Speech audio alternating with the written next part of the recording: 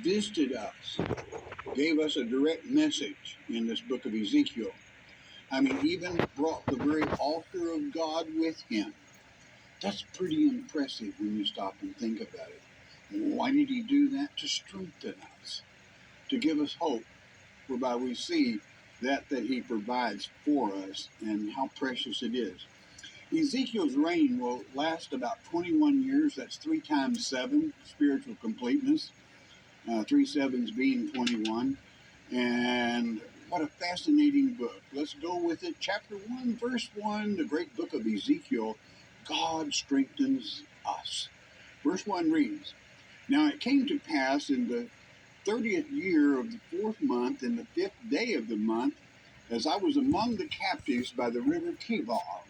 That means a length, like a length of time, you might take it. That the heavens were open, and I saw visions of God. I mean, he saw him directly. That is so very unusual. But verse 2. In the 5th day of the month, which was the 5th year of King Jehoiakim's captivity. Now, many people get Jehoiakim mixed up with Jehoiakim. Jehoiakim was the offspring. He would be later, his name would be changed, as you will remember, to Jeconiah. And then when he was so disloyal to Almighty God, they would take away God's name and simply call him Coniah, which is to say, whom Yah has appointed. They would take the Yah away and just simply say appointed, because he was appointed to something other than leadership. But his reign was only 3 months, so it was pretty short-lived anyway. Yeah, but that's what it's dated from, and that confuses some people, because this Sorry, would be I'm moving my camera around, but listen. C-H-I-N, and they confuse it with K-I-M. The first UFO ever seen they call UFO. Now we identify them. They're not unidentified. The word of the Lord came expressly, I mean just especially, unto Ezekiel the priest, the son of Uzziah, in the land of the Chaldeans, by the river Kibar, and the hand of the Lord was there upon him. And I mean, in person. That what an awesome thing. You know, people talk about, like, I talked to God today. You never forget, when God speaks to you, it's not something you just frivolously pass off. You may pray, but when God appears and touches, it's an awesome, awesome experience. Verse 4, and I looked, listen carefully, I looked, what did he see? And behold, a whirlwind came out of the north, a great cloud, and a fire enfolding itself, and a brightness about it. And out of the midst thereof was the color of amber, out of the midst of the fire. Now, this was a vehicle, you're going to find out. And we're going to have to do a little bit of translating with this. You with Strong's Concordances, I want you to document what I say. The word color, there's no such word in the Hebrew language as color. The word in the manuscripts is ayin, which looks much like our O, but it means the eye. I mean, you see, this is what I see. But now, the color amber, that won't cut it. In other words, it almost takes away the real truth of color. Like if you see something amber, if it was the Shekinah glory alone, you may not see anything. But there was an actual object here. Not just amber, it was an object. I want to call the word up in Hebrew for you on the screen. In your Strong's Concordance, it's the word 2830. It's kashmel. Kashmel, of uncertain derivation,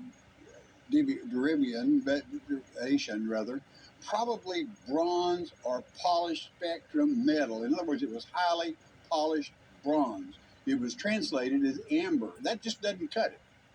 I mean, he saw a vehicle, it was whirling, and it was highly polished bronze. The Shekinah glory shining off of it. What an awesome experience. Now, here you got Ezekiel, who's probably never seen a wheel other than on a cart, an ox cart or a camel cart, and those wheels roll right along on the ground.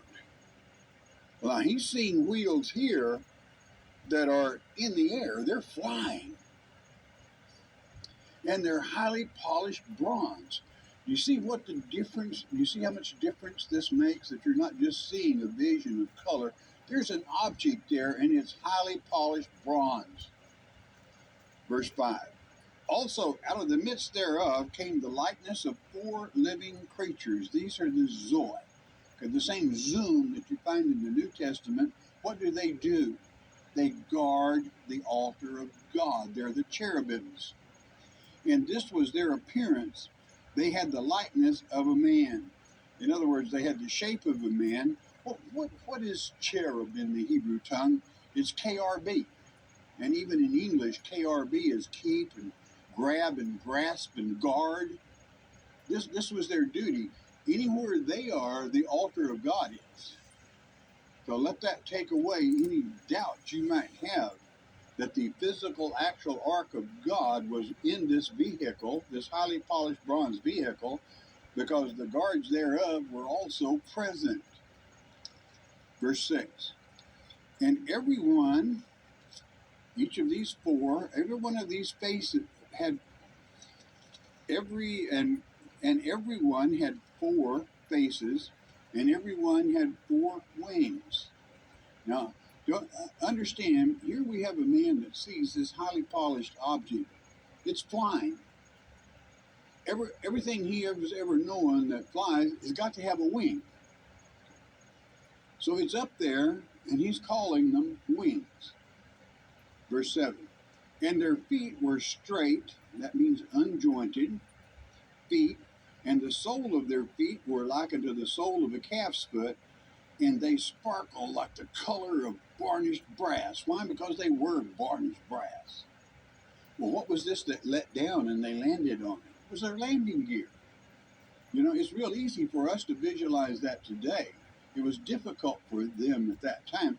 A straight leg with a pad on the end of it, like a hoof, to set down and naturally support the vehicle.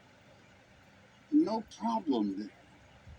But all you have to do is add a few years to what we know today. And through the eyes of Ezekiel, I think he did a fantastic job of describing this appearance of the living God. Verse 8. And they had the hands of a man under their wings on their 4 sides, and they 4 had their faces and their wings. Now this is going to sound a little strange to you, but hang on for a moment. Verse 9. Their wings were joined one to another. They turned not when they went, and they went every one straight forward. They were in perfect formation as they flew. Now, they looked not where they went. Again, have you ever ridden a horse, a donkey, an ox? Where you go, you're going to turn the head of the animal, and it's going to look where you're going, and you're going to turn that. These things didn't have a head. They didn't have to look where they went. They just simply went where they wanted to. Why? They were a perfect circle. He did a fantastic job of pulling that straight so that you could see, and in perfect formation as they moved. Again, for this to be 484 BC, I think Ezekiel did a fantastic job delivering the description of this appearance.